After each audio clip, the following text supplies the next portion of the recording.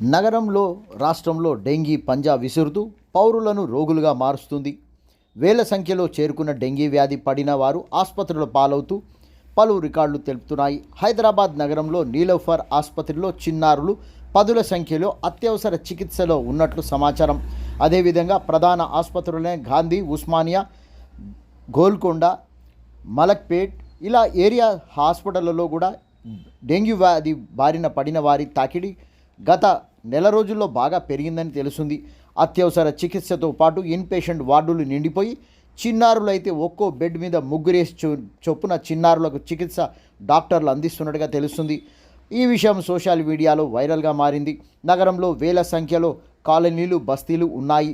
అందులో ప్రధానంగా డెంగ్యూ బారిన పడిన వారి సంఖ్య 90% ఉందని తెలుస్తుంది.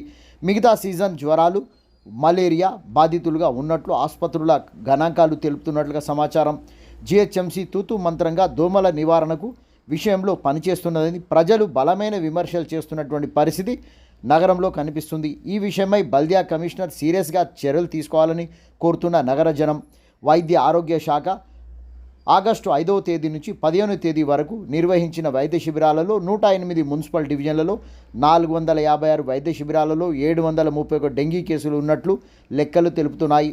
ఒకటి మలేరియా కేసు అని బల్దియాలో లెక్కల ప్రకారంగా ఈ సంఖ్య చూసుకుంటే 378 డెంగీ కేసులు ఉన్నట్లుగా బల్దియా లెక్కలు యుఎంఎస్ అధికారులు తెలుపుతున్నారు.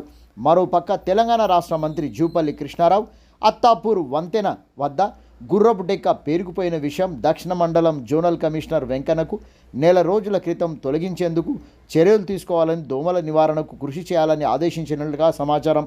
అయితే జోనల్ కమిషనర్ స్పందించగా బల్దియా ఇంజనీర్ ఈ పనులను పర్యవేక్షించాల్సి ఉన్నటువంటి నరేందర్ గౌడ్ అత్తాపూర్ వైపు కన్నెత్తి కూడా చూడలేదని తెలుస్తుంది.